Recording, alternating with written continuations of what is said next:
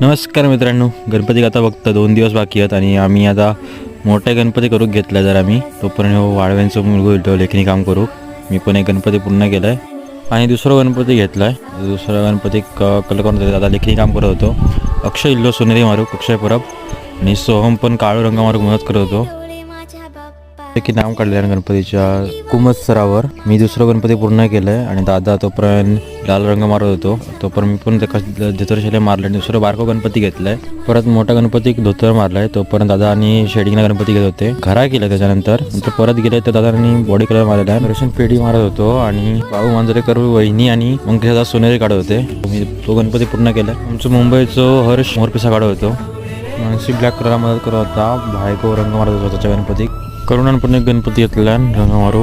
स्वप्न दादा पण शेडिंग करत होतो.